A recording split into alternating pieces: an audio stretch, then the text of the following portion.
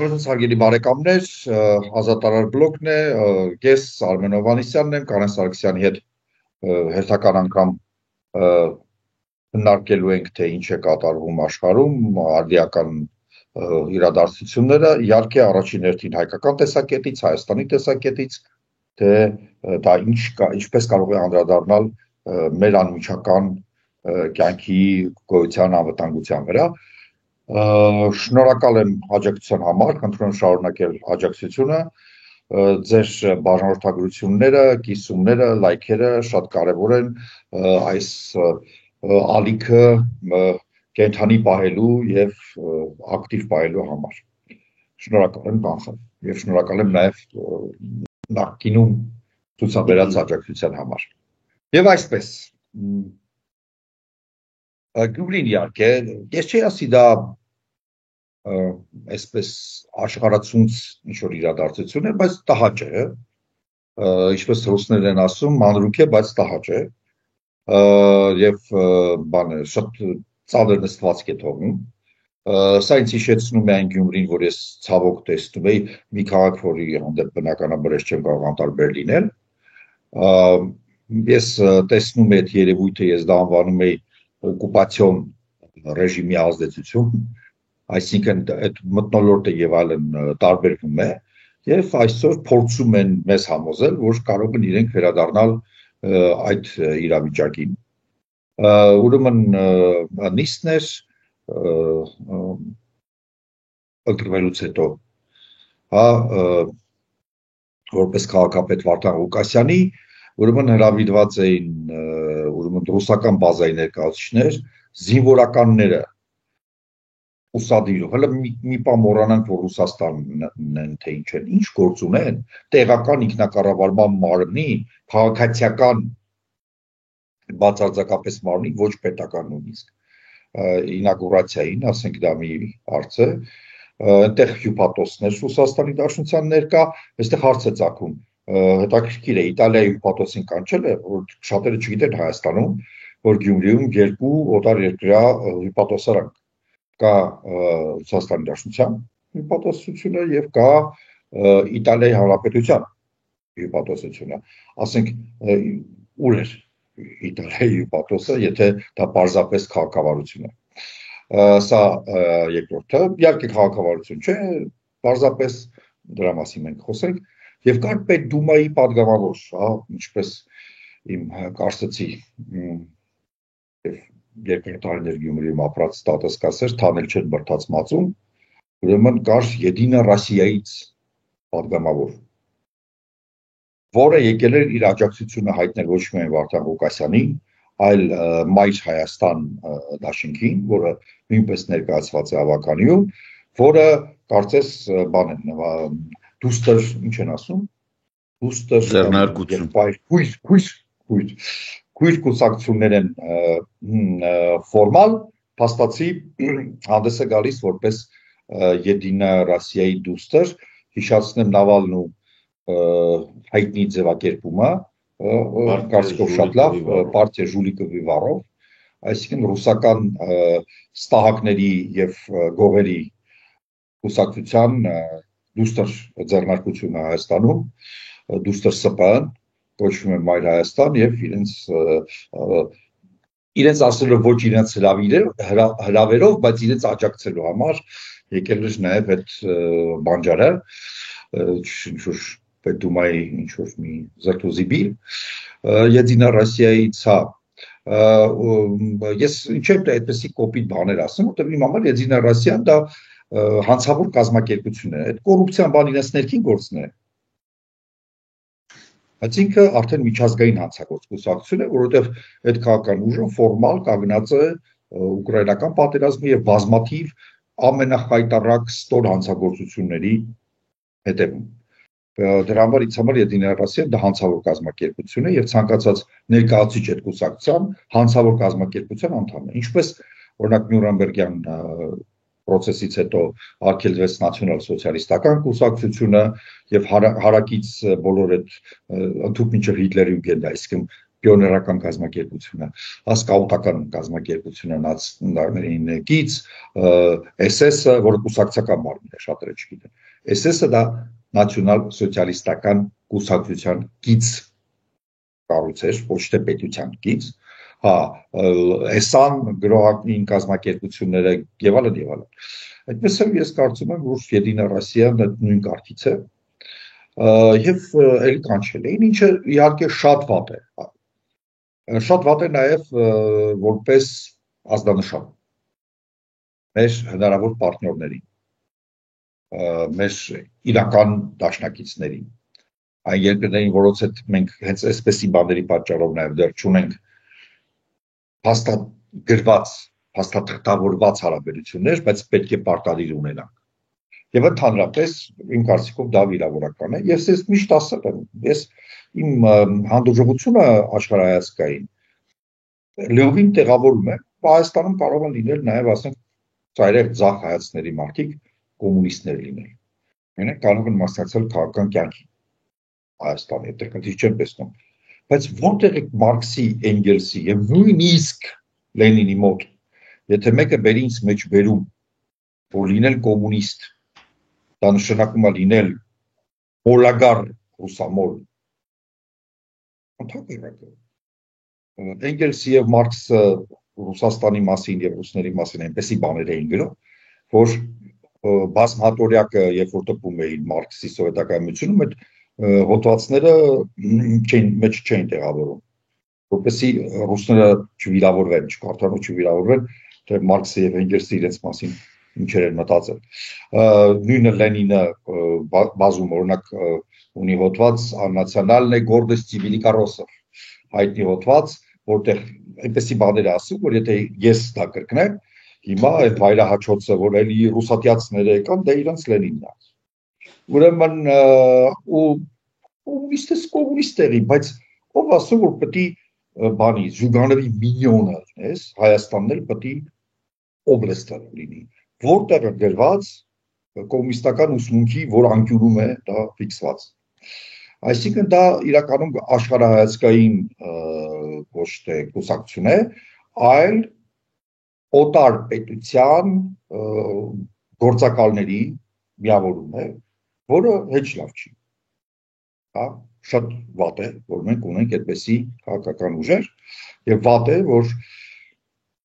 պարոն Ղուկասյանը գնելով այդ կուսակցության կրիկը ընտրությունից առաջ շատ ցավոք Հայաստանում տարածած պրակտիկա փաստորեն հանդես է գալիս նաև ոչ թե որպես պարզապես Վարդանիկ Գյումրի Լեննականի, որ բոլորը գիտեն թե ինչ է իրենց ներկայացնում, այլ նաև գաղափարական փաստորեն այնտեղ են կա, այսպես մոլի հավատացյալ կոմունիստ գողական ձեռներեց, հա, այսպեսի չէ, գողական ձեռներեց խաչակնկվող կոմունիստը որն է։ Հա, ռուսական ինչանոց այդ ճաշը ունեմ մեղք այդպեսի, սիրում եմ շատ, ունեն Սոլյանկա այսպեսի մի ճաշ, որ տանը ինչ մնում է, ասենք հյուրերին ճամփելուց հետո բան լցնում են մի բանի մեջ, կացայի մեջ, խառնում են իրար ու եփում են, այդ այնց փաստորեն կան Սոլյանկա քաղաքական գործիչներ, էլի, որոնք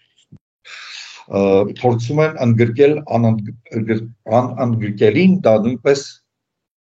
ռուսական գրականությունից է Կոզմա Պրուդկով։ Եվ իհարկե սա շատ վիրավորական է, բայց ես չեմ կարող չասեմ Կարեն ջան, հիմա կասեմ էլի պատտվում է 7 ունի 7-ն էլ Նիկոլի մասին է, չէ, դա այդպես չի, ես 9-2 ունեմ, 9-ն էլ Նիկոլի մասին է, ուրեմն ասեմ ինչ է կատարվում։ Ուրեմն այսպես կոչված մեր ինքնիշխանության ռահվիրաները, քայլիստները, որոնք ամեն ինչ անում են, որպեսզի Հայաստանը պահպանի իր ինքնիշխանությունը եւ ինքնությունը,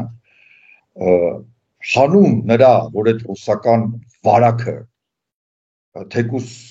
մակերեսային, թեկուս ժամանակավոր չգտնի Գյումրիին, չգնացին այլ ուժերի հետ, այդ թվում նաեւ ընդդիմադիր, հա, տարատեսակ կոմպրոմիսների, ու գերադասեցին իշխանությունը տալ Վարդան Ղուկասյանին, որպեսզի մեզ մինչև ընտրություններ վախեցնեն, որ կամ մենք կամ այս նմանները։ Երկրորդը, որ իր բուրըն կենսագրությամբ եւ իր ընտանիքի անդամների բուրըն կենսաղավարությամբ մարդկանց շատ հեշտ է կառավարել, ոստիկանական, այսպես ասենք, դատական մեթոդներով, եւ երրորդը պարզապես պրիմիտիվ մակերեսային ճուզողությունից, որ դաս լինի գյումրեցիներին, այ մեզ չեք ուզում տեսեք հենց մեկնելու, սա էլ է, իմացեք, որ այս հիվանդությունների բուկետը, որ հիմա դրում ծաղկում է Գյումրիում, անցել է նաև ԿՊ-ի հետ շփումից, որպեսզի հիմա հասկանաք ինչ է կապակցում։ Շատ տխուր է եւ դրա դեմ պետք է պայքարել։ Ես հուսով եմ եւ գիտեմ, որ Գյումրիում կգտնվեն մարդիկ, որոնք այդ ժանդախտի, ես ոչ թե Վարդանին նկատի ունեմ, Ղուկասյան շատ կներ իր մասին ժանդախտ ասել է, հավասարազոր չի անձի այսպես մասշտաբի։ Այդ ռուսական ժանդախտի դեմ պայքարողներ անպայման Գյումրիում կգտնվեն, իմացեք, որ մենք ձեր կողքին ենք, միշտ անկախ մեր տարաձայնությունների, եթե կան չկան, որովհետև այդ վարակը հերիք եղավ, բոլորով Գյումրին պիտի զարգանա, Գյումրին պետք է լինի այն ինչ որ կա ըստ էության, բայց աղավաղված է փայլուն հայկական քաղաք, իր համով, հոտով, իր տեղայնական եւ հայկական բոլոր այդ ատրիբուտներով եւ փայլուն եվրոպական քաղաք եւ լինելու է։ Այս կանա ես չէի ուզի որ մենք շատ, բայց խնդրեմ ասա անցնենք մյուս թեման։ Չէ, բան չկա ասելու, Արամ ջան, այնտեղ խնդիրը իհարկե բազմաթիվ է, մի քանի բան նշեցիր։ Ես իհարկե մի փոքր այլ կերպ եմ դիտում այս ամեն ինչը, գիտես իմ մոտեցումը շատ ավելի պրագմատիկ է եւ շատ ավելի ցինիկ։ Ես չեմ հասկանում ոնց կարա մարդ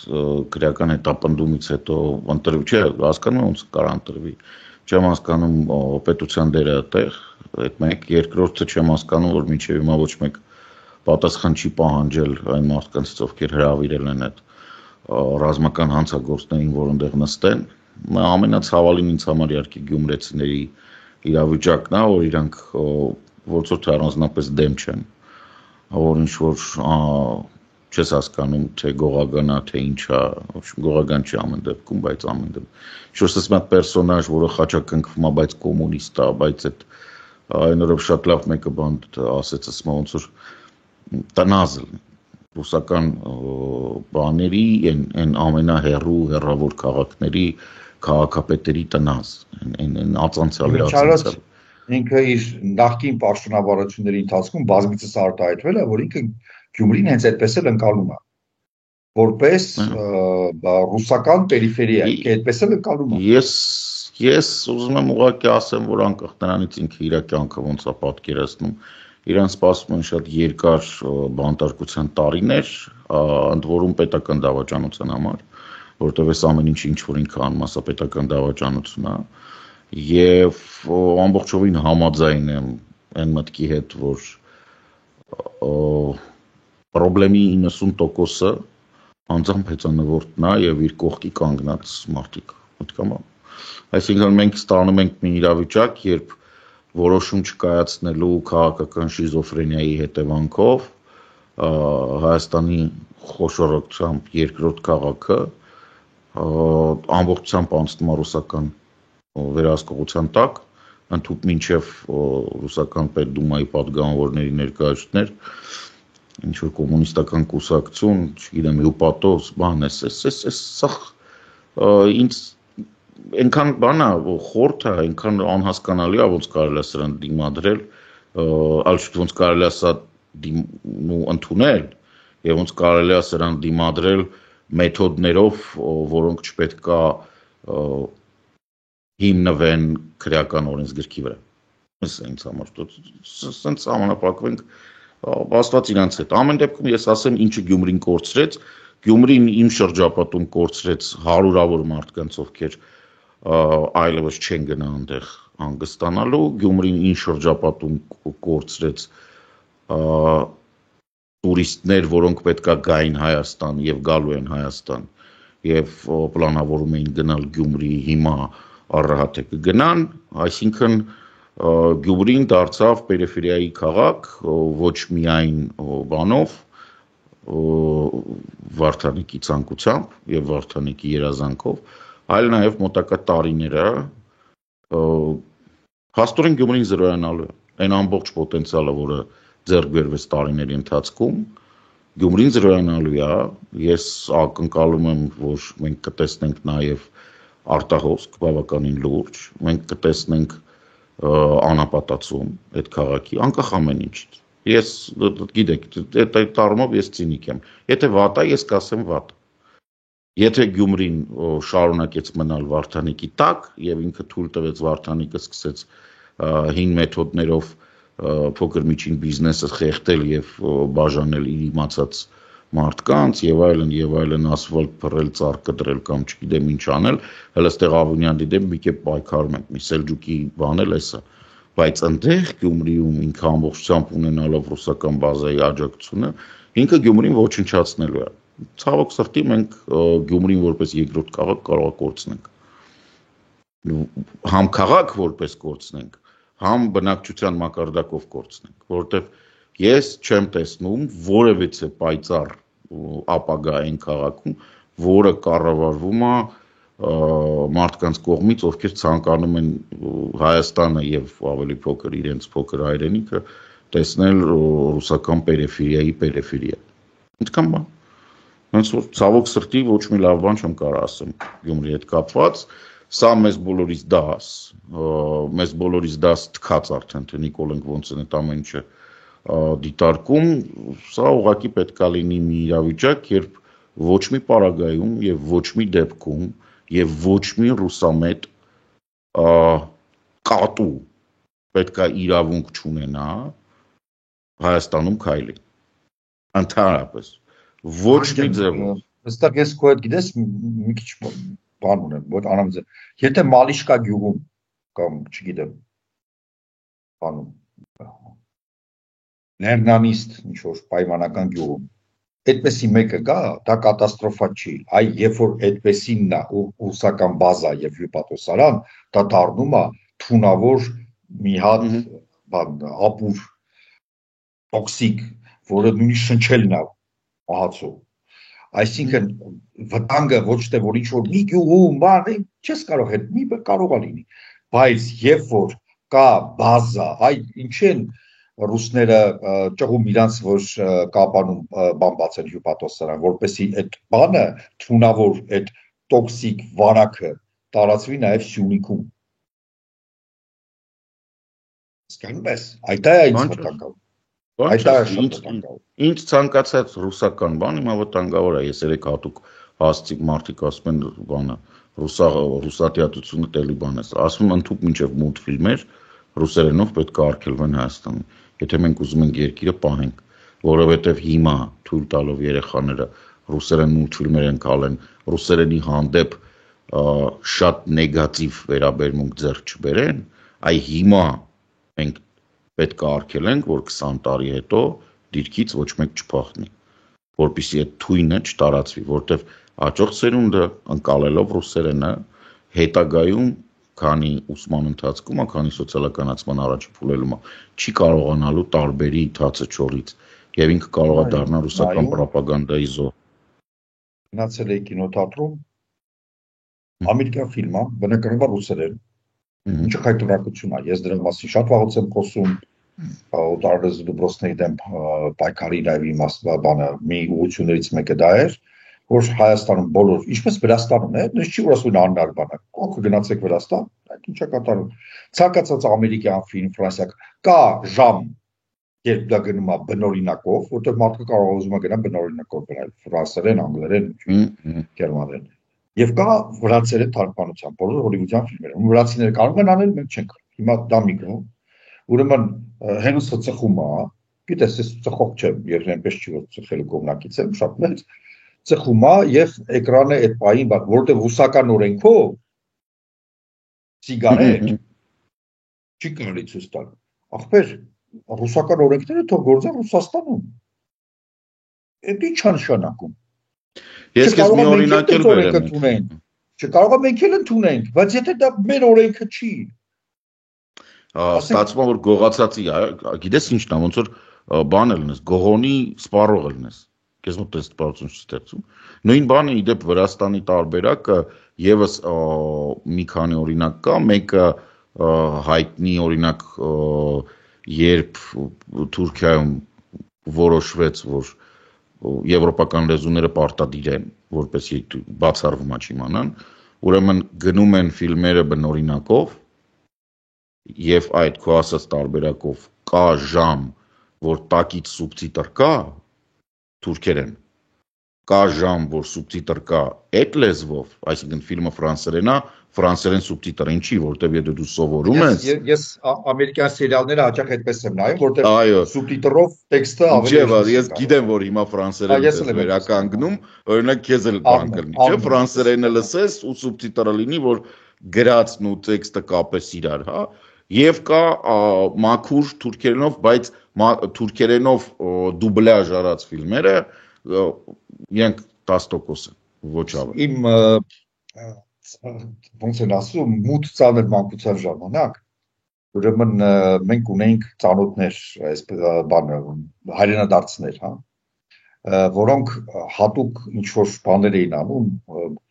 ինչ-որ մեքենայություններ էին անում սովետական լամպային դեռ հեռուստացույցների հետ եւ կարողանում էին բռնել թուրքական ալիքներ, TRT1-ներ, TRT2-ներ, բայց ինչ էին բռնում,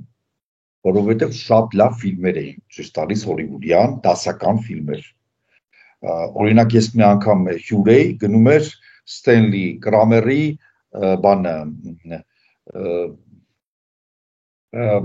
բանը փրկեք, եթե չեմ տեսա կոչվում, կենթանիներին եւ երեխաներին, դասական ֆիլմը ամերիկյան շատ այսպես շատ ազդեցիկ էմոցիոնալ ֆիլմ, հա, եւ թուրքերը իրենք հասկանում էին,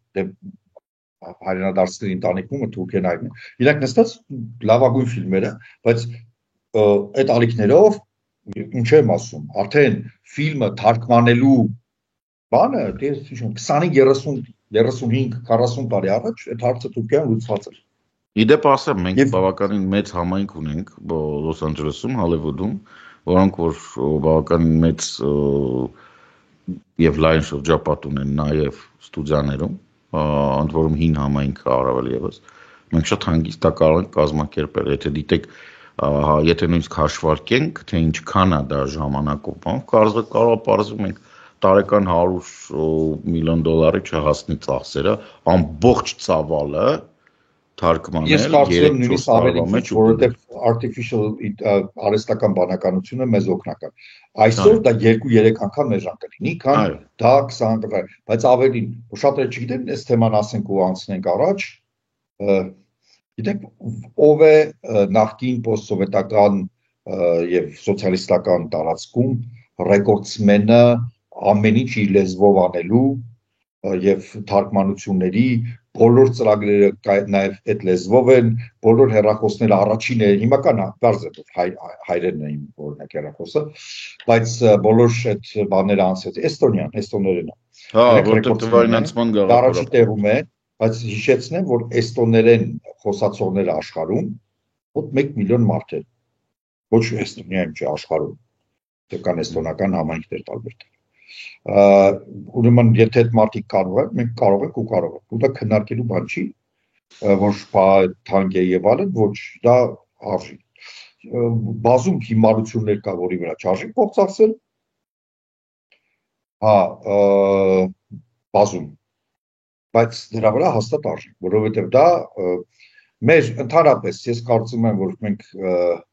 լույս աշխարհ ենք ծնվում եւ ապրում ենք եւ ինչքան մեզ կյանք տրվել է երկու նպատակ կա մեկ նպատակ կա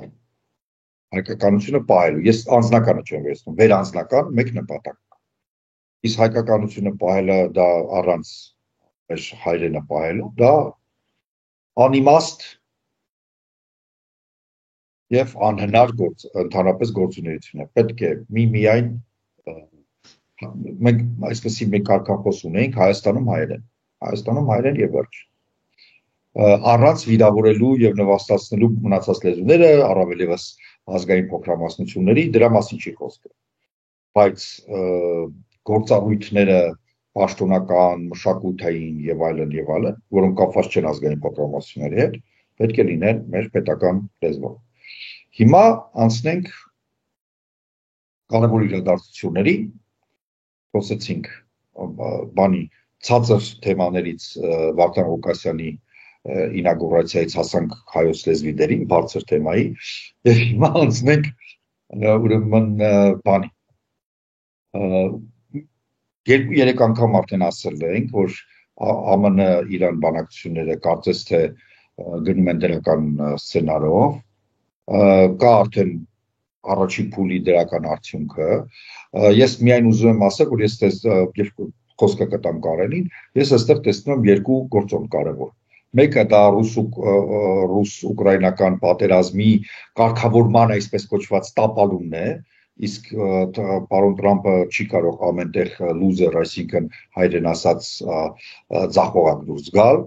ինչ որ միտեղ պետք է հաջողություն գրանցի, տարիքները վատ են, տնտեսությունը վատ է, ամեն ինչ վատ է, գոնե միտեղ մի բան պետք է գրանցի, եւ դա է գործոն, մի կարևոր գործոն է, եւ երկրորդը, որ Իրանում էլ հասկանում են, որ շատ թանկ կնստի այս պատերազմը։ Հիմա Կարենը կներկայացնի, թե ինչ փուլում են, ինչի շուրջ են պայմանավորվել, խնդրեմ։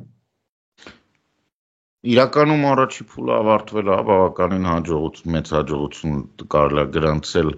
քանի որ շատ ծանր բաներ էր տեղի ունենում, ծանր ճնշում կար ամերիկյան կողմի վրա, հիմնականում Իսրայելի կողմից, որտեղ Իսրայելը պահանջում էր կիրառել հնարավորինս շատ եւ ծանր հրետանի եւ ավիացիա, որպիսի նույնիսկ շանս չմնա, որպիսի Իրանը փախնի պատերազմից, սա իրենց համար շատ կարևոր է։ Սակայն ամերիկյան այսօրվա ադմինիստրացիան նախընտրեց չգնալ սրացմանը, ինչու, որովհետեւ նախ եւ առաջ Տրամպը հրահանգատվել Սիրիայից հանել զորքերը եւ արդեն իսկ քրդական մասից Սիրիայի ամերիկյան զորքերը դուրս են գալիս։ Սա նշանակում է, որ առնվազն մինչև այս process-ը վերջանա, ինքը կարող է տևի մի 6-7 ամիս, մինչև 1 տարի, դե նորմալ դուրս գան, հաջորդիվ դուրս գան Իրաքից, այս ամբողջ ընթացքում Իրանի հետ կապված որևիցե սրացում պետքա չլինի, թե չէ այդ բոլոր զինվորականները, որոնք գտնվում են հիմա Սիրիայի արևելքում, Եփրատից դեպի արևելք, Իրաքում եւ մեծ հաշվով Պարսից ծոցում իրանք կհայտնվում են պատանդի կարգավիճակում, որտեղ այնինչ Իրանը հաստատ կարող է անի, կարող է կազմակերպի, որ այդ մարդիկ երբեք տուն չվերադառնան։ Այս միանշանակ։ Հետևաբար այս գործոնը գոյություն ունի, այս գործոնը կա։ Երկրորդը, քանի որ մեծ հաշվով իրենք դուրս են գալիս եւ անհասկանալի է թե ում է մնալու իսլամական պետության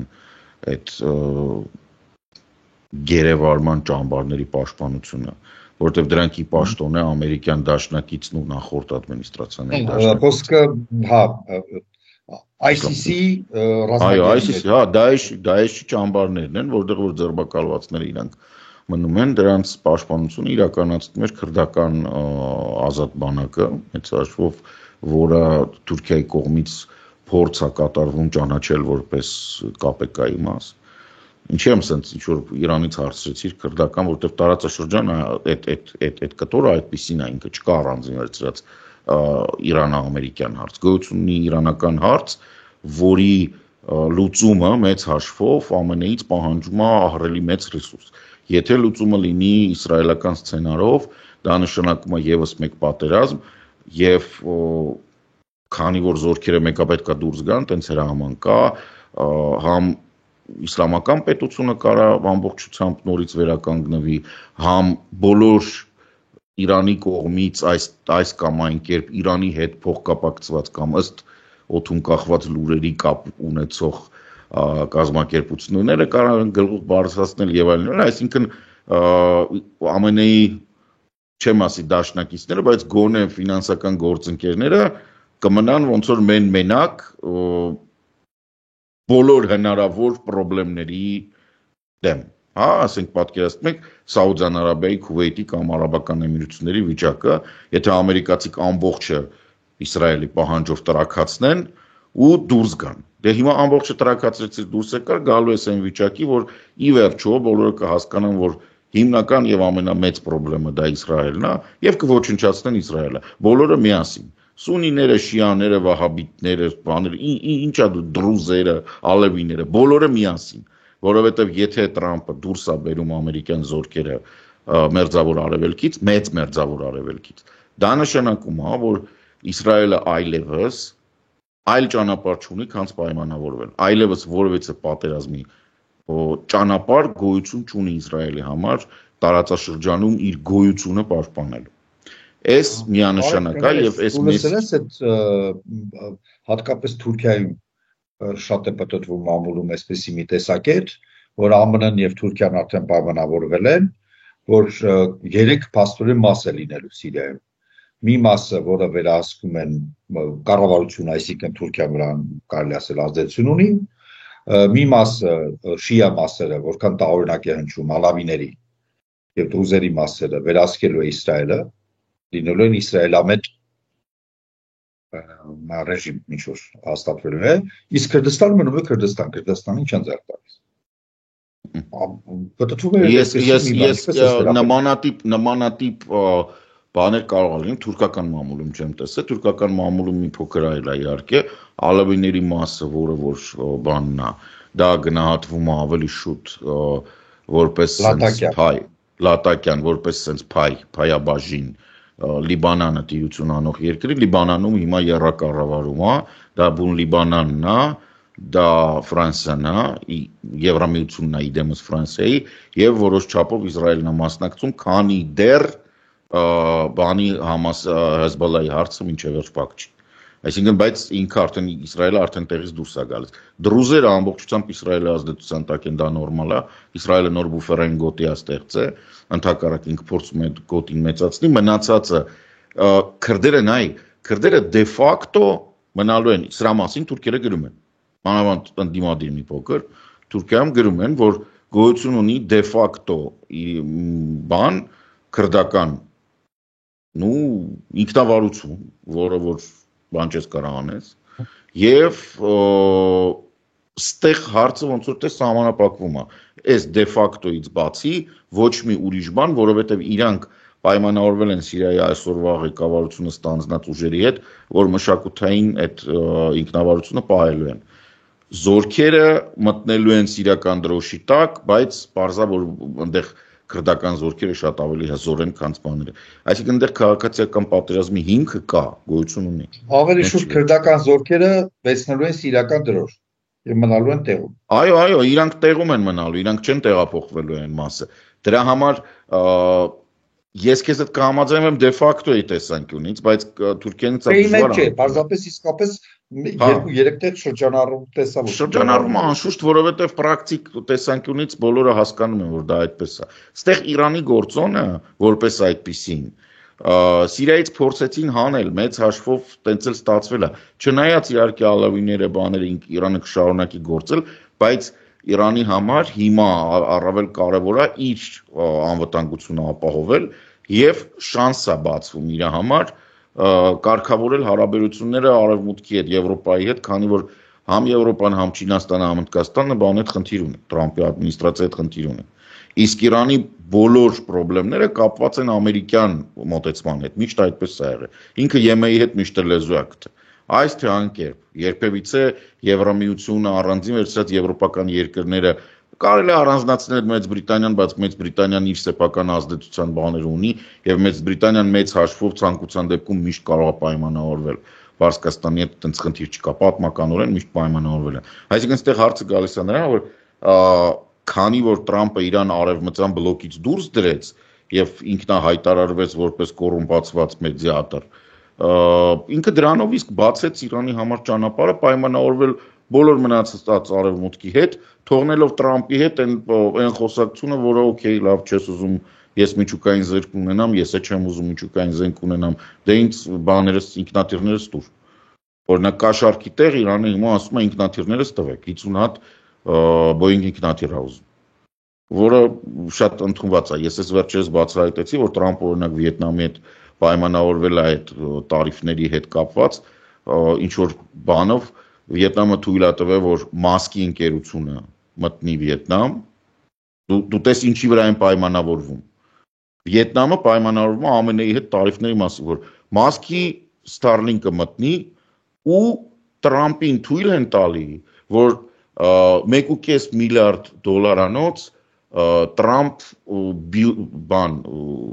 construction-ը մտնի 1.5 միլիարդի, այսինքն գիտես կա շարքը տալի հետաքրքիր, որ այն բանը, որ Հայաստանում է դա եղել, Ռուսաստանում է եղել, տարատեսակ այնց քնձռոտ ռեժիմներ, երկիրներ չեմ ասում, ես իմ երկրի մասին դες բան չեմ ասի երբեք, քնձռոտ ռեժիմներ, որ պահում էին, ասում էի, օրինակ էինք բերում, որ Եվրոպայում այդպես չի, Ամերիկայում այդպես չի, բայց փաստորեն գոյություն ունի այլանդակության, ոնց ասեմ, գրավչության էֆեկտ։ Հա, որ ասում են, այնքան գեշեր աչքերս չէի կարող փոքեի, չէ, ինչ որ մի բան, երևույթ ասենք։ Հիմա բաներն է, որ Տրամպը նայում է ռուսներին հիմնականում կարծում եմ, որ ասում է, ինչի ես էլ դες չեմ կարող, ինչի չեմ պետությունը իմ եւ իմ ընկերների հարստացման գործիք չպետք է լինի։ Ինչի։ Ու սարսափելի է ինչ որ հիմա կատարում է, որտեղ այո, կան բազմաթիվ արդեն ապացույցներ, որ ոչ թե նույնիսկ արդեն հարուստներին հարստացնելու քաղաքականություն է վարվում, որ միշտ հանրապետականներին մեղադրում են, որ իրենք իրենց օրոք հարուստները էլ ավելի այլ կոնկրետ հարուստների, ոչ ընդհանրապես հարուստների, այլ կոնկրետ հարուստների չէ, ախր կոնկրետ հարուստների ազգանունը չգիտես ինչի Տրամպ է, բացահայտվել է, որ իրանք այդ կրիպտո տարադրամների հետ կապված սահմանափակող ընդհանրապես այդ գաղափարախոսությունը, որ կոչվում է կառավարման ռենտա քաղաքական մեջ, այսինքն եթե ես եմ կառավարում Հայաստանը, հա, ապա դա շատ բարդ ծանր գործ է։ Դրա համար ես պիտի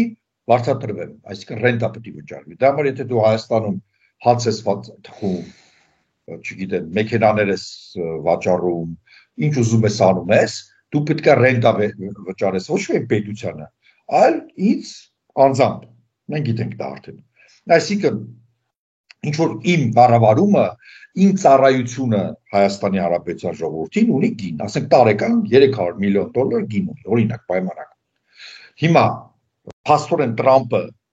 գալիս է այդ խայտառակ մեխանիզմի, որ իր հանճարեղ անկրկնելի լուսավոր կառավարումը ունի գին։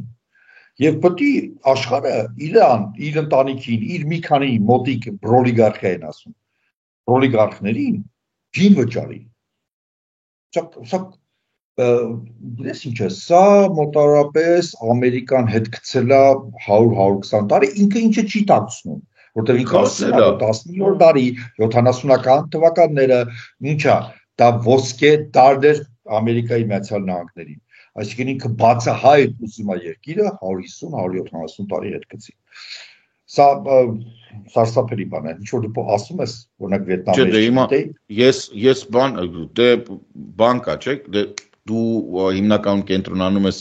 հանրապետականներին ուսումնասիրելու վրա, որոնք որ մանրից են դժգոհում։ Ես հիմնականում լսում եմ MSNBC-ին բան, մարդիկ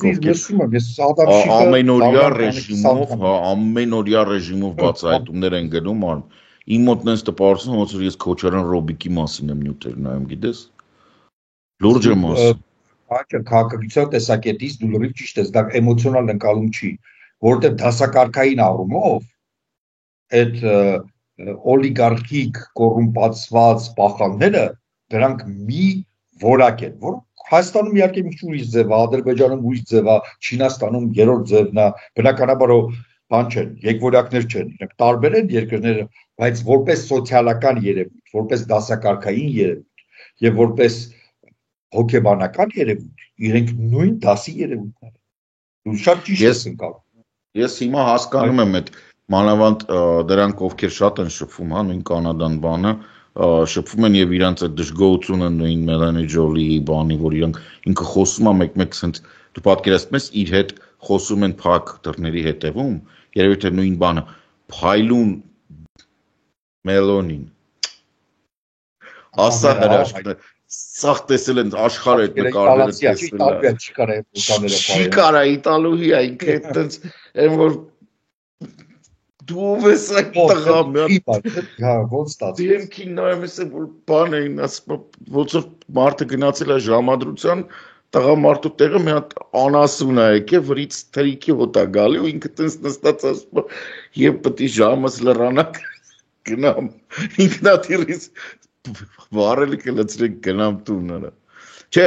հիմա լավ սպասի ինչը որ կարևոր է Իրանի հետ կապված միան շատ կարևոր բան կար որը պետք է ասեմ պայմանավորվել են ամեն ինչ նորմալ է որոշել են որ նորից պետք է խոսեն էլի եմ ասում ստեղ դրական բան չկա Տրամպի կողմից Տրամպի ադմինիստրացիայի կողմից որևէ դրական բան չի արվել ուղղակի սեփական անվտանգությունից ելնելով որպեսզի վերջնական ամբողջ աշխարհի մոտ 1000 ներողություն այս բառակապակցության համար բայց ինքը ռուսերենում շատ տարածված է այս նովոյազում ֆուֆլագոնշիկ 100%-անոց ֆուֆլո դուրս չգալու համար ամբողջ աշխարհի մոտ ինքը որոշեց որ այս մեկը ինքը գլխից կհամաձայնվի դիմացինի պայմաններին որտեվ այն ամենը ինչ որ հիմա ներկայացվում է որ դա յանի մեր պահանջներն էր դա սուտ է սա ամբողջությամբ ինչի մասին որ իրանք պայմանավորվել են դա ամբողջությամբ Իրանի Իսլամական Հանրապետության սեղանին դրված առաջարկն է որը 2015 թվականին 15-ին Տրամպը ջրեց չէ 15-ին ստորագրվեց 16-ին ինքը ջրեց 15 թվականի պայմանավորվածությունն է նույնը ոչ մի չի փոխվել գործարքը միակողմանի նպաստում է Իրանի հզորացմանը ջրեց Նետանյահուի պահանջով Տրամպի ադմինիստրացիայի պահանջները հավասար են Նետանյահուի ադմինիստրացիայի պահանջներին Նետանյահուի ադմինիստրացիայի պահանջները հիշեցնեմ ամբողջությամբ ոչնչացում իրանք պահանջը սենց էր Նետանյահուի որ ոչ միայն հրաժարվում են միջուկային ծրագրից այլ նաև միջազգային դիտորդների ներկայությամբ տրաքացնում են միջուկային հետազոտություններով զբաղվող բոլոր facility շենքեր, շինություններ, լաբորատորիաներ ամեն ինչը տրաքացնում են այո էսա եղել որպեսզի դուք հասկանաք որ Տրամպը սուտ է խոսում ամեն տեղ Տրամպը ի սկզբանե գնացել է բանակցությունների այս դիրքորոշումով հիմա ինքը խոսում է նրա մասին որ նախ բոլոր մնացած հարցերը դուրս են եկել բոլոր այդ թվում իրանական պրոքսիների ֆինանսավորման դադարեցում հրթիռային ծրագրի կրճատում այս բոլոր ծրագրերը չեն քննարկվում է մենակ մի բան 65%-62%-ից ավել չհարստացնել ուրանիումը, որը օքեյ է, հիմա 61-ը ինչ է։ Այսինքն, այս հիմա կանգնում ես։ Կարող է այնտեղ խոսան, չգիտեմ, 30 կիլոգրամից ավել չունենալ, բան ինչ որ, բայց դա մանրուկ արդեն։ Մանրուկ է, որովհետև մնացած էական չի, եթե դու այդ ամեն ինչը արեցիր, արդեն այն մնացածը չես դիտարկում, փաստորեն դու համաձայնվել ես Իրանի պայմաններին։ Եվ նորից, սրա մասին հայտարարվեց սենց տողատակերով, Փարիզ մեկնել են այսօր առավոտյան Փարիզ են մեկնել իսրայելական հատուկ ծառայությունների Շաբակի եւ Մոսադի, ինչպես նաեւ գլխավոր շտաբի իրանց ներկայացուցիչները, որպիսի Փարիզում հանդիպեն Ռուբիոյի եւ Ուիտկոֆի հետ, ովքեր որ այդ բանակցությունները վարել են Իրանի հետ։ Բացենք, այսինքն հետախուզության եւ հակահետախուզության իսրայելական ներկայացուցիչները։ Այո, իսրայելական ներկայացուցիչները գնացել են Փարիզ, որպեսզի այնտեղ հանդիպեն ըստ պոլիտիկոյի եւ այդ նոշում տեղեկացված այնտեղ կա մի փուլ այսպես կոչված, այսինքն մի զանգված ԶԼՄ-ների, ովքեր բավականին խորը ներաճած են տարբեր երկրների իշխանությունների հետ եւ իրանք բան են ստանում են այդ տվյալները ըստ միջազգային մամուլի այդ պոլիտիկոյի եթե չեմ սխալվում պոլիտիկոն իրանք պետք է խոսեն եւ քննարկեն այն ամենը ինչի մասին Ամերիկայի Միացյալ Նահանգների պատվիրակությունը պայմանավորվել է փակ դռների հետ, որտեղ այս ամեն ինչի սուրճացի, սա բաց է, այնտեղ փակ բաներ կան պայմանավորված, բայց ինչով է սա կարևոր։ Սա կարևոր է, որ հանդիպումը տեղի ունենում Փարիզում։ Այսինքն ավտոմատ կերպով այս ամեն ինչը զեկուցվում է նաև Մակրոնին եւ ես պնդում եմ, որ սա զեկուցվում է Ֆրանսիային, ոչ թե տեղեկացվում է։ Որտեւ եթե տեղեկացվում է, այդ հետո մարդ ես ուղարկում կամ զանգում պատմում ես։ Իսկ եթե բոլոր բանակցությունները, որոնք տեղի են ունեցել, ի վերջո փակվում են, Փարիզում են նստում եւ քննարկում, թե ռուսների հետ ինչ պայմանավորվեցին, Թուրքիայի հետ ինչ պայմանավորվեցին, Իրանի հետ ինչ պայմանավորված, Եվրոպային տեղյակ պահելու բանը, տեղյակ պահել չի արդեն։ Այս զեկուցել է, որովհետեւ Ամերիկան հասկացավ, որ տարիֆային պատերազմը ԵՄ-ին ինքը պարտվել է։ Սա ակնհայտ է, որ գոյություն չունի մի իրավիճակ, երբ Տրամպը շարունակում է այս տարիֆային քաղաքականությունը, որտեղ ամենակարևոր խաղացողները երկուսը, թե Չինաստանը եւ թե Հնդկաստանը, իրանք չհանձնվեցին եւ չկոտրվեցին, ընդհակառակ։ Չինաստանը հրավիրեց Եվրամիության ներկայացուցիչներին, այսինքն սա բացի ամեն ինչից, բացի այն հայտարարություններից, որ մենք իհարկե երբեք never give up չենք անի, սա նաև մեսիջ էր Ամերիկային, որ դու շարունակի, հեսա մենք Եվրոպայի հետ կբարի չենք, հալդ կտեսնաս։ Եվ հիմա արդեն Տրամպի ադմինիստրացիան կարիք ունի, որպեսզի Եվրոպայի միջոցով խնդրի Չինաստանին, որ Չինաստանը շատ չծեծի, որովհետև Չինաստանը ուղղակի բռնեց փակեց բոլոր այն ինչ որ կոչվում է rare metal, այսինքն նեոդիմները, բաները, ծանր մետաղները, հազվագյուտ մետաղները, հազվագյուտ անփող մետաղներ, մշակված ընդ որում, որտեղ այնց շատ կա, հողում շատ կա, բայց մշակված այդ իրանց մշակումը ահավոր քիմիական ծանր process է, որը շատ մեծ վնաս է հասցնում բնությանը։ Չինաստանից բացի ոչ մեկ չի անում, նենց չի որ տեխնոլոգիան չգիտեն, բայց չեն անում, որտեղ բնությանն է վնաս։ Չինաստանը ասում է ես անում եմ, ձեր գործը չի։ Եվ 70-ից 80%-ը, իսկ որոշ դեպքերում ընդհանուր մինչև 95%-ը դրանց արտադրվում է Չինաստանում։ Հիմա Ամերիկայի Միացյալ Նահանգները կանգնած է այն բանի վրա, որ ինքը չի կարող կործանիչ արտադրի։ Չունի պահեստներում այդքան, պետք է Չինաստանից պատվի, Չինաստանն ասում է չենք, տարիֆներդ կհանես, մնացած։ Կմտածեմ, ես կհանեմ այդ բլոկը քո վրայից, թե չէ։ Էս է իրավիճակը։ Այս ամբողջ ծավալի մեջ մենք տեսանք հունվարի 20-ին իշխանության եկած բանը, ոչ շատ խելամիտ անձնավորությունը իր բազմոց հրող փոխնախագահով այլանդակեցին իրանց երկրի բոլոր հնարավոր ոլորտները, հիմա ասած խելոք նստած ստիպված են ասենք այնպես քայլերի գնալ, որ բան չես անում։ Երևի թե ես այսքանով սահմանափակվեմ, այս մասը մեզ համար լավ է։ Մի բան էլ ասեմ տարածաշրջանը, որ փակեմ, տամ քեզ արդեն Արամ ջան, ոնց որ շատ ձգվեց այս բանս, մենախոսությունս։ Թուրքիային, Գերմանիան նորից արգելել է կործանիչներ գնել։ Eurofighter Typhoon-ների հարցը Թուրքիայի համար փակ է։ Սա որպես բան, հա, սենց այն որ բալը, ոնց վիշին կնատորտ ռուսերեն որ ասում են, բան տորտի վրայի են վերևի սենց վերջի վարդակի կտորը, որ նորից արգելեցին։ Նենց որ տարածաշրջանը ոնց որ թե շնչում արտաշնչում է, այս ամբողջ պատմության մեջ մի հատ բան կա, քթավոր հիմար կա, բանում նստած է դա մնացել։ Գժերից, որ հələ հարցը չեն կարող լուծեն, բայց իր հարցն է կլուծվի։ Ուրեմն Մելոնի բանի մի դետալ ասեմ, անցնենք երրորդը։ Բնականաբար բանա, այդ բոյին չեն խափնվում, շատ բանով կինա, շատ էսպես բանա, դուխով բառը չեմ ուզում օգտագործել, որովհետև հա շատ ամուր կինա, ասես բնավորությամբ, եթե տեսնում ես, ասում էր, մենք հրավիրում ենք Իտալիա, հենց պատիվ է մեր համար, խնդրում եմ, բայց այնտեղ լավ կլինի հանդիպեք բոլոր եվրոպական ղեկավարներին, վերջը հասկանանք ինչ եք ուզում, էլի պայմանավորվեք։ Այսինքն ինքը ամբողջ Եվրոպայի անունից իրեն հրավիրեց լեզու գտնել։ Դա այն դեպքում եւ Եվրոպան ոչ մի բան չի զիջել։ Այսինքն այնպես չի որ, այսինքն նույն Չինաստանի նման է իրան պահ, բայց մենք արի տեսնենք ինչ է զում։ Ըստ որում շատ ցավոտ կլինի Տրամպի համար, եթե մեծ Բրիտանիան էլ ընտեղ նստած լինի ու ասի ես նաև կանադայից եմ խոսում։ Այսինքն կանադայից խնդրելը, քանի որ մենք մի ընդհանուր միապետ ունենք, հա, հնում այդպիսի պետականության ձևերը ունիային անվանում, երբ որ մի միապետ, մի քանի պետություն։ Հա, քանի որ ես էլ կանադայից եմ խոսում, դա շատ հետաքրքիր կլիներ։ Սա հետաքրքիր բան էր։ Հիմա անցնենք մի բան ասեմ, այն բանը որ կա, որ դպրոցն որ բորզինին գնացել է բանի մոտ ասવા 5 ընտանիքները քեզ սպասում են։ Ես գարանտ եմ որ գլուխը չեն կդրի։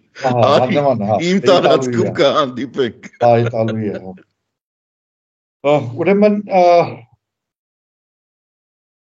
Պուտինը հայտարարել է, որ Սուրբ Զատիկի կապակցությամբ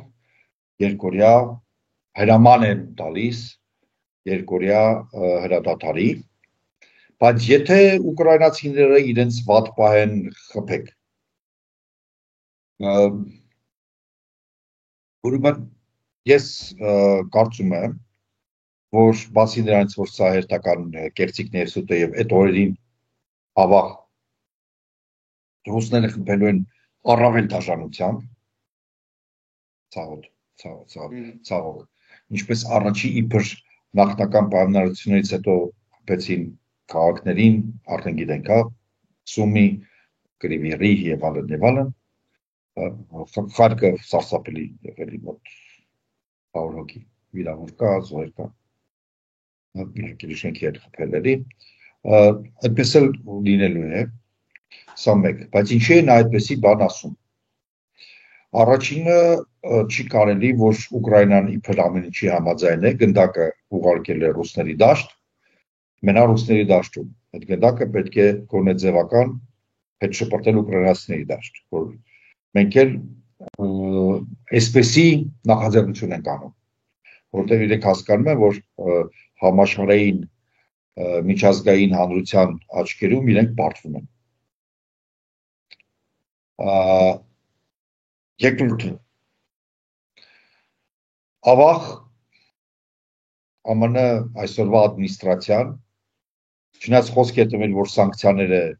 կիրառել ռուսների դեմ, եթե իրենք չհամաձայնեն, մեղմ ասած հակված չի այդպեսի բաներ կիրառել, եւ Պուտինը հնարավորություն է տալիս Տրամպին բացատրել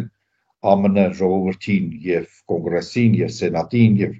մամուլին եւ քաղաքական էլիտային, թե ինչու նա դեռ չի մտցնում այդ սանկցիաները, որովհետեւ ռուսները տեսեք ինչ սիրուն գեղեցիկ բաներ խփել են, դե խփել են, հիմա բան է, դա ոնց ասեմ, էքսցես է, ռուսները ուզում են խաղաղություն։ Սա ոչ մի իրական խաղաղության հետ կապ չունի, եւ ավաղ սա այսպես է, քանի դեռ Ռուսաստանի հաշտեցման հարցերով Վիտկովի նման մի հատ երևույթ է զբաղվում, այստեղ ես շատ հոռետես եմ Ամերիկայի դիրքորոշման եւ նույնիսկ եմ, որ իրենք արդեն հիասթափված են, որ կարող են ընդհանրապես դուրս գալ ռուս-ուկրաինական կարգավորումից, դուրս գալու երկու ձև կա։ Շարունակելու են զենք տալ Ուկրաինային, գոնե ինչ որ չափով, թե չէ, որտեղ եթե դուրս են գալու, Ռումինիայից հանում են այդ պրոքսի բազան, որը օգնում էր կապվել Ուկրաինայի հետ, եւ դադարեցնում են օգնությունը, դա դուրս գալ չի։ Դա ռուսներին նվեր տալ է։ Ես համոզված եմ, որ ուկրաինացի ժողովուրդը առավել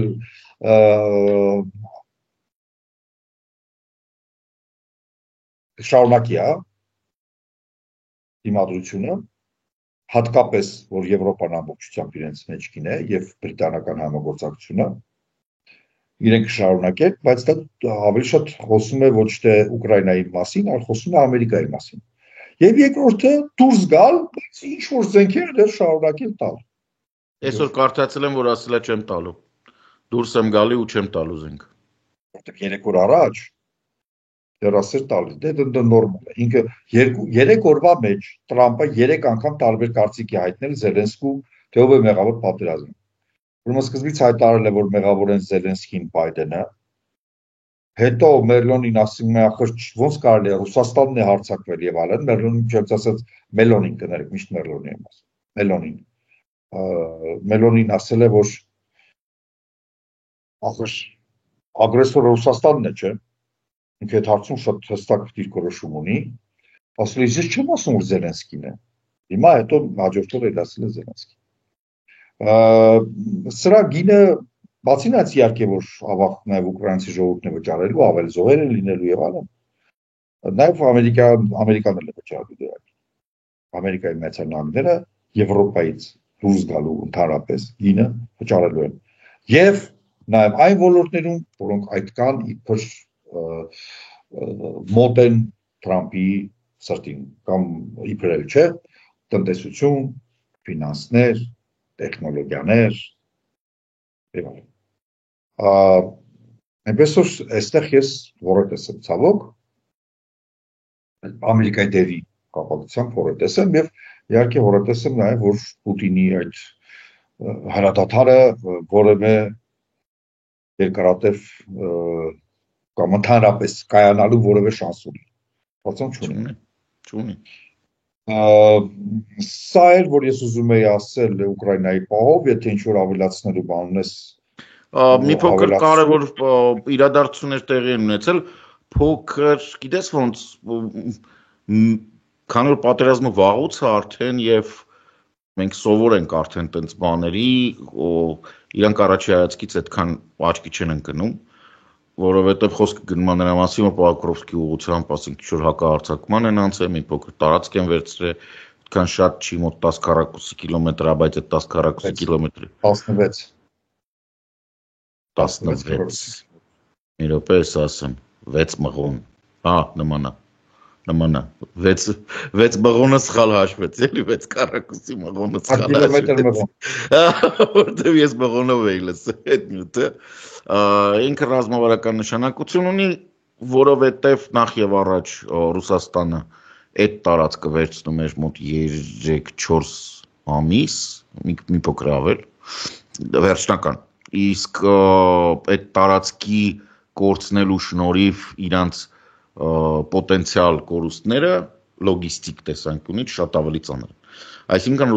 ռուսական ուժերի սպառման մասին, երբ խոսում էին բոլոր փորձագետները ռազմական, խոսում էին նրա մասին, որ ի վերջո ինչ որ մի պահ արդեն իսկ երևացող շոշափելի ծանր տեխնիկան վերջանում են նաև քիչ թե շատ պատրաստված զինվորականները, սպայական անձնակազմը շատ վատ վիճակում է, զինվորական անձնակազմը պատրաստված ուղղակի չեն հասցնում ֆիզիկապես, վերցնում են եւ 2 շաբաթ հետո առավելագույնը վերապատրաստելուց տանում են այսպես կոչված մսային գրոհների, սա ուշ թե շուտ պետք է ավարտվեր այսպիսի մի շատ ցավոտ Ռուսաստանի համար կորուստով։ Ինչի՞ է սա ցավոտ, որովհետեւ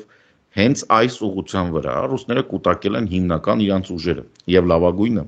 ամենավերապատրաստվածը, ամենալավ համալրվածը, ամենամեծ ծանր տեխնիկայի խտությունը քառակուսի կիլոմետրի վրա, որ իրանք ունեն, ամբողջը ստեղ է։ Եվ հենց այս ուղղությամբ իրանք պատրաստվում էին կտրել եւ գնալ դեպի Դնեպր։ Այսինքն այս Պոկրովսկի ուղղություններ, որ պետք է դեպի Դնեպր իրանց համար ճանապարհ բացեր։ Որպես մուր իրանք փորձեցին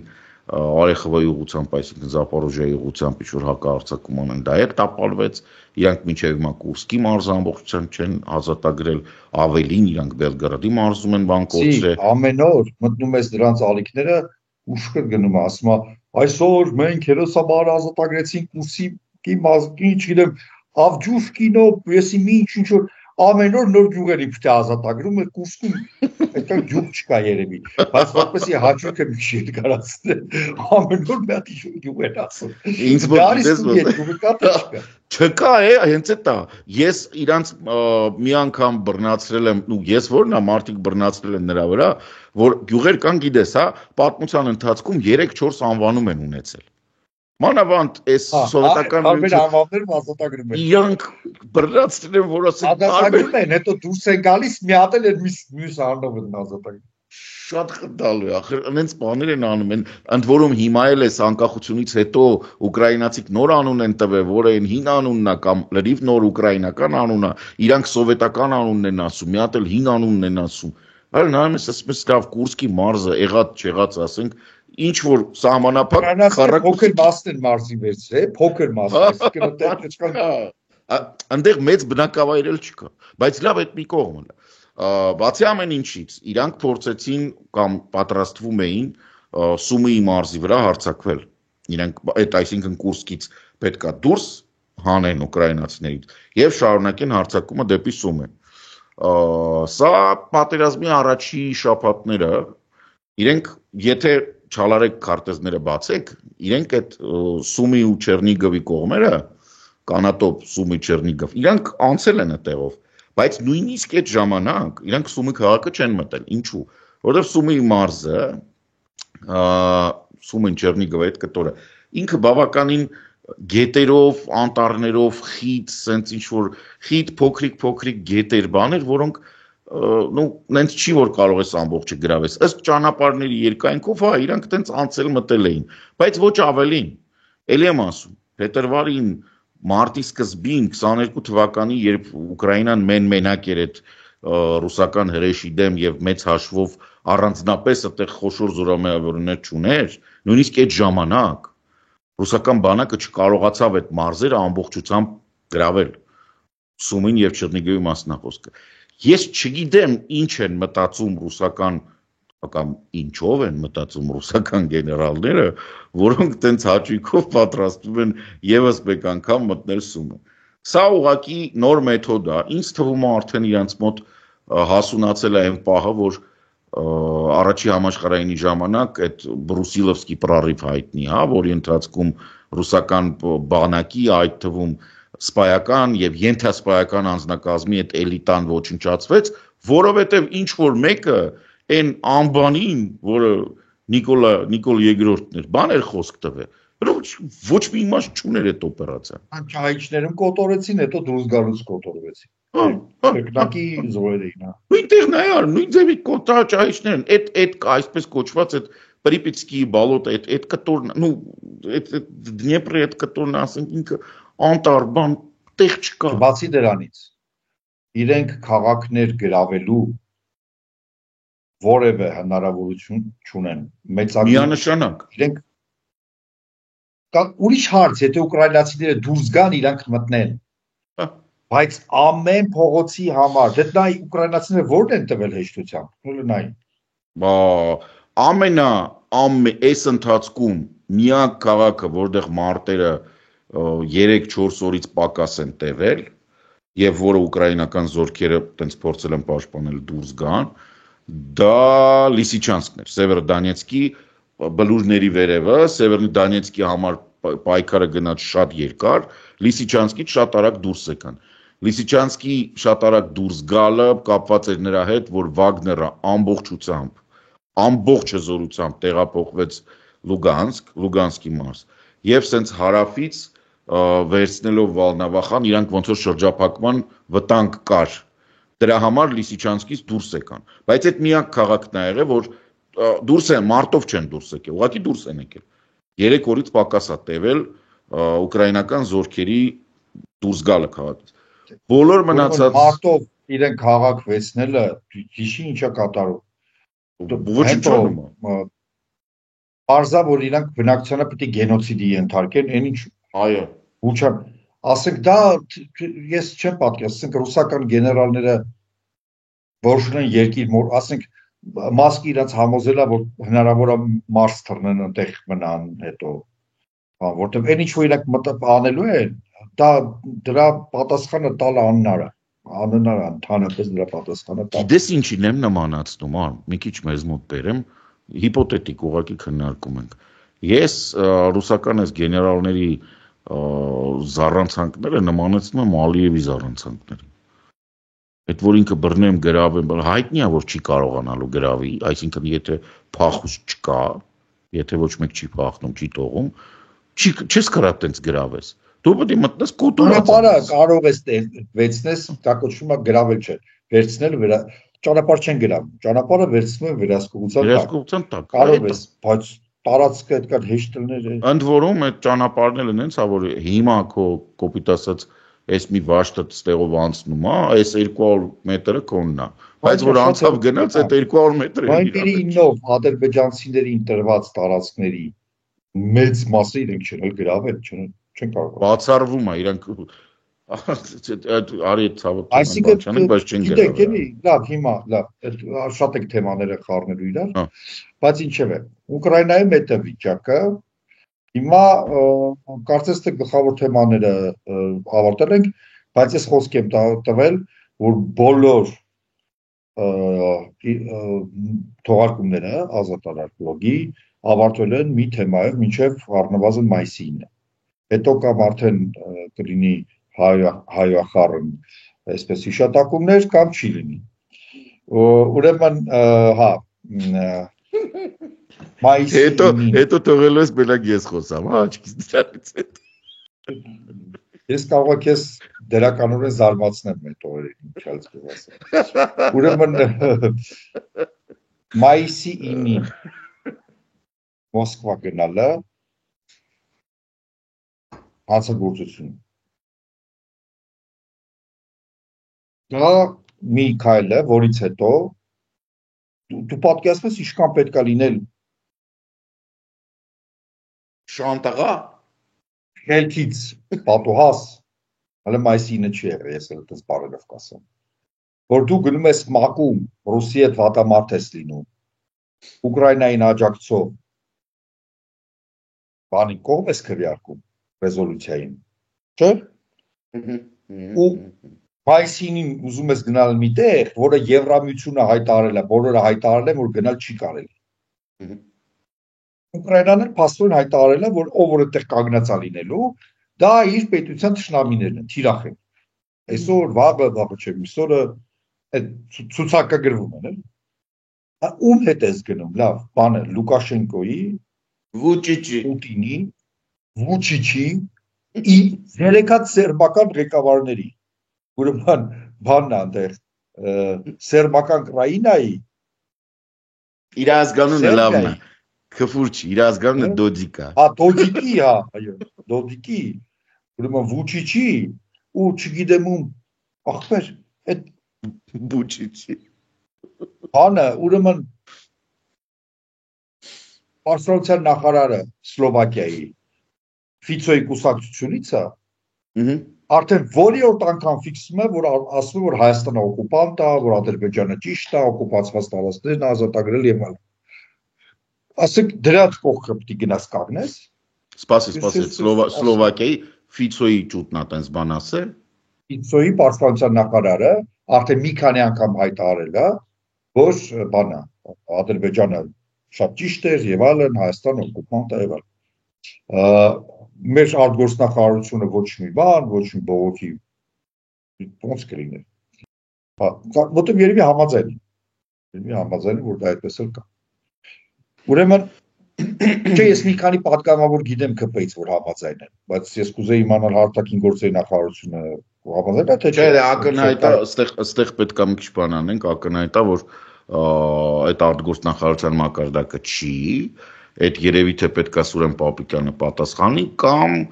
արտաքին հետախուզության հատուկ ստորաբաժանումը պետք է պատասխանի, որ ինքը էլ ոչ մի հայտարարություն չկարանա անի։ Ասում եմ Բրատիսլավան դենց քաղաք է, որ վարչապետին կարելի է պատժել, պաշտպանության նախարարը եղածն ինչա չպատժեն։ Արտադիր ավարտելուց էլ էլի կրկնում ենք։ Մի քիչ մայիսի 9-ին մոտ լինի հատուկ թողարկում կանենք երկրորդ աշխարհամարտի մասին։ Խոսք եմ տալու։ Ես դրական բան ասենք, հետո նոր սրանով ավարտեցալ։ Կներես մոռացել է, շատ կարևոր է։ Ուրեմն կինոթատրոնում նստած եմ ասի կինո եմ նայել, ասում եմ մի անգամ կինո գնացել 7 անգամ գլուխը գովա։ Կինո եմ գնացել։ Ուրեմն բան է չէ գնում, այսպես կոչված ժուրնալները, այսինքն գովազդում են այլ ֆիլմեր։ Եկա ֆիլմ են անել Հայաստանի մասնակցության երկրորդ աշխարհամարտում բան, այդ որ մտել են իբրե Քոչարի, իբրե չէ, Քոչարի այն բայ այդ համանցիները եւ այլն։ ամենայն դեպս այդ տրեյլերից փողն է ծախսված։ Ես այնքան բարձր ասեցի, որ սրա վրա այսքան փող են ծախսել, որ կողքից նստածները ասեցին ծիծաղել արդեն, որտեղ չիմացա։ Արա այդ բյուջեով կարելի էր մի հատ բանը պատանր ժամանակակից հայկական բանակից լինել։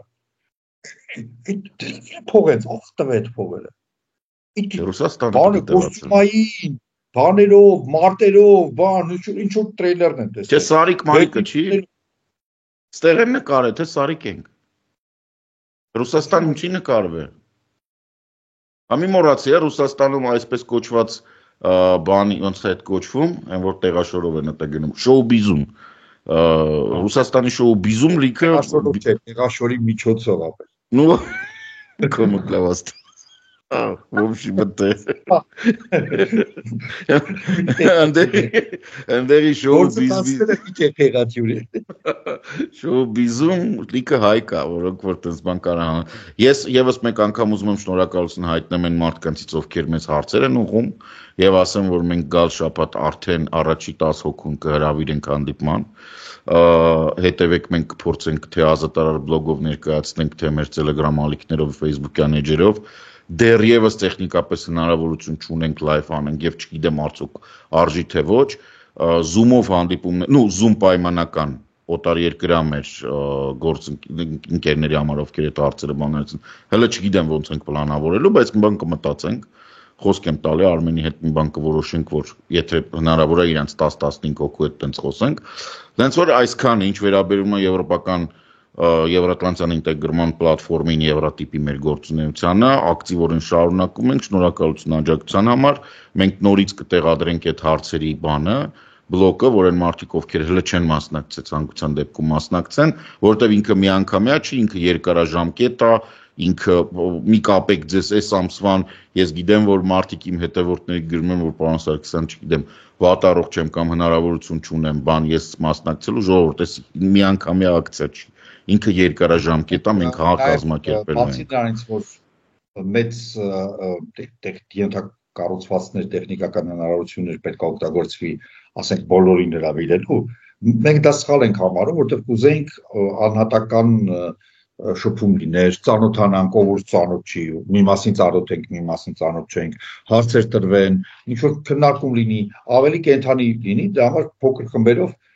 այդ հարցը պետք է արագ-արագ իհարկե աշխատենք լուծել։ Այսօր այսքան է, շնորհակալություն, որ աջակցում եք, շարունակեք աջակցել, ուրեմն մայիսի 9-ին ոչ մի Մոսկվա, ամեն ինչ լավ կլինի։